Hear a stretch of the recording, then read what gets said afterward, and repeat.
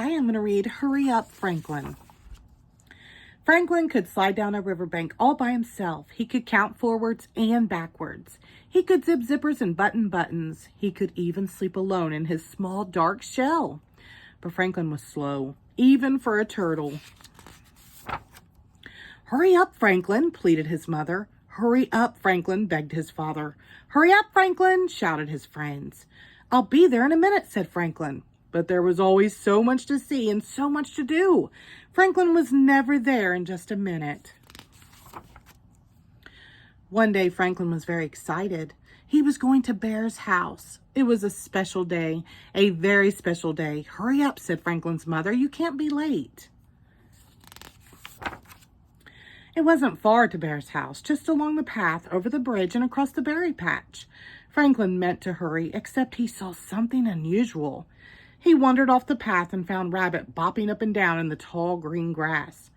What are you doing, Franklin asked Rabbit. Playing leapfrog, said Rabbit. Do you want to play with me? I'm on my way to Bear's house, said Franklin, and I can't be late. There's lots of time, said Rabbit, forgetting that Franklin was slow, even for a turtle.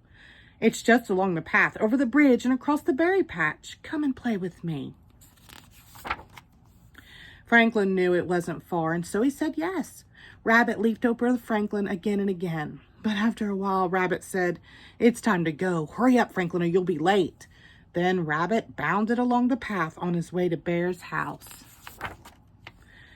I'll be there in a minute, said Franklin. And he meant to be there in just a minute, except he heard an odd sound. Franklin wandered even farther off the path until he found Otter sliding up and down the riverbank. What are you doing? Franklin asked Otter. Slipping and sliding, answered Otter. Do you want to play with me? I'm on my way to Bear's house, said Franklin. I can't be late.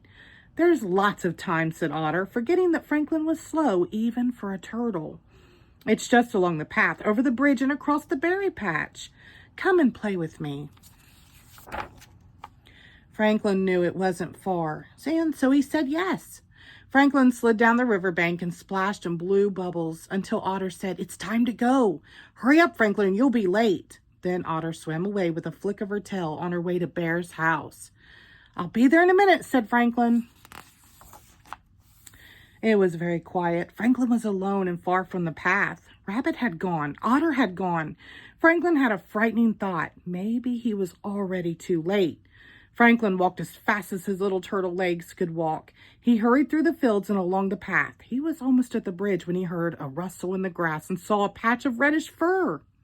It was Fox hiding in the brush. Do you want to play with me? Asked Fox. I have to hurry, said Franklin. I'm on my way to Bear's house.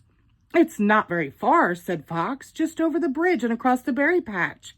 Come and play hide and seek. Franklin hesitated. Hide and seek was his favorite game. Ready or not? Asked Fox. Franklin shouted, Ready! And he was just about to step off the path when he remembered it was a very special day and he couldn't be late.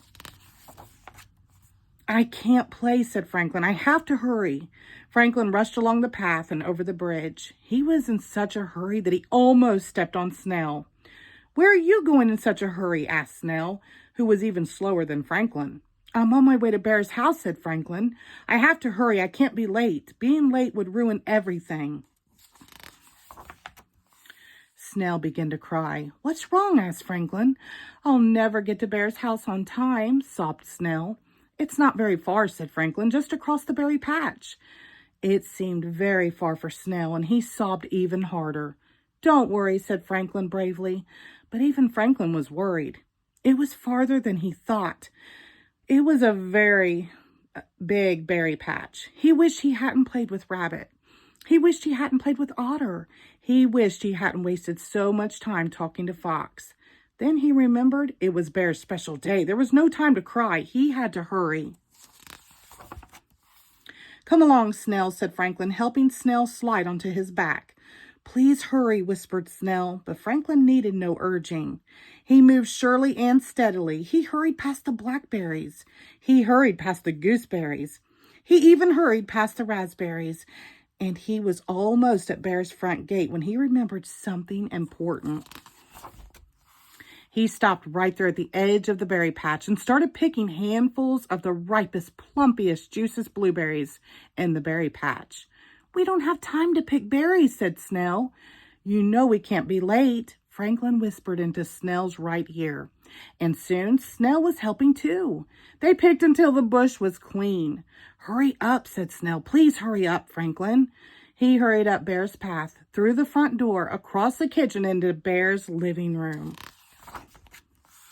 Rabbit was there, Otter was there, Fox was there, everyone was there. Franklin and Snell had made it just in time to shout, "Surprise! Have a happy birthday, Bear." And he did. The end. Thank you.